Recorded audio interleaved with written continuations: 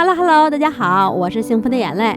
最近有很多小伙伴留言问怎么可以做出不回缩不开裂的戚风纸杯蛋糕，其实只要蛋白打发合适，低温慢烤就可以了。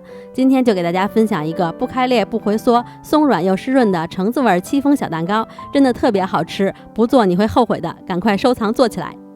先把烤箱预热上下火130度，准备一个杯子蛋糕的模具，放上纸杯，橙子洗干净以后擦出橙皮屑，每擦一下都要换一个位置，不要把橙皮底下那个白色的部分擦出来，这样就会发苦了。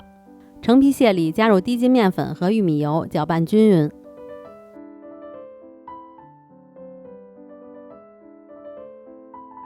因为还没有加其他材料，所以它比较稠，这个是正常的。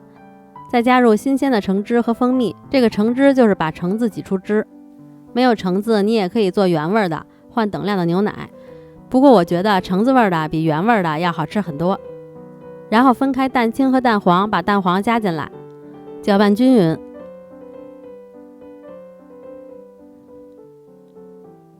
拌好的这个蛋黄糊比较稀一点，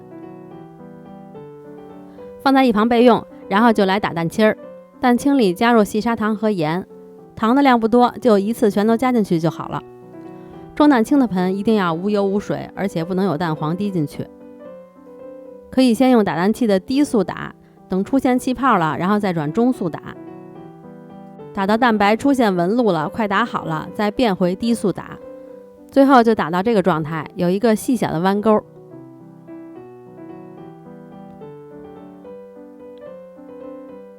然后先把1/3的蛋白放到蛋黄糊里，搅拌均匀。这个时候怎么搅都可以，无所谓，画圈搅都没事儿。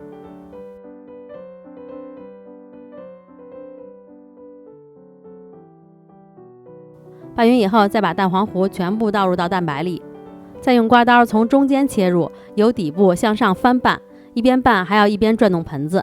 其实只要你蛋白打好了，怎么拌都不会消泡的，主要还是蛋白打发一定要到位。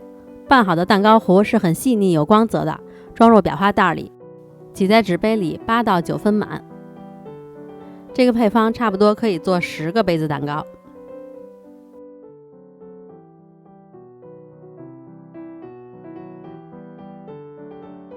轻轻震几下模具，把蛋糕糊里的气泡震出来，然后放入烤箱的中下层。如果你那个烤箱小的话，就放在下层。我这个烤箱层数比较多，就放在中下层。上下火130度烤1个小时，烤到50分钟的时候，调高温度到150度，再烤10分钟。如果家里烤箱有热风的话，最后还剩3-4分钟的时候，就把热风打开吹表皮。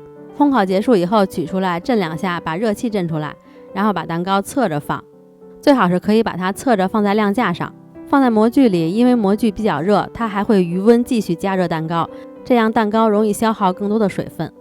烤到最后为什么要升高温度呢？因为低温烤的蛋糕不怎么上色，我们要调高温度让它上色，而且还要把表皮烤得厚一点，不然回油以后表皮容易掉。所以为什么最后几分钟我还要再吹表皮啊？就是让表皮更结实。刚烤完的蛋糕表皮是比较干的，可以等它凉了以后放在一个密封盒里，过差不多1个小时表皮就软了。戚风纸杯蛋糕要想不开裂不回缩，一个是用后放蛋的方法，它不容易回缩，另外一个是低温慢烤，这个你就得了解你的烤箱情况。我的烤箱130度烤1个小时正合适，那你烤箱如果火力太猛的话，也可以再降低温度120、110试试。温度低，时间会更久，蛋糕水分消耗大。不过我这个配方液体量不算小，还加了蜂蜜保湿，所以吃着不会干，松软湿润，很好吃。看这个，一点开裂和回缩都没有，棒棒的，而且很松软，还有橙子的香味儿，真的很好吃，推荐大家也试试。怕甜也可以稍微减点糖或者蜂蜜，不过蛋糕松软度会差一些。今天就到这里啦，如果大家喜欢我的视频，别忘了关注、点赞、评论、转发哦。我们下个视频再见啦，拜拜。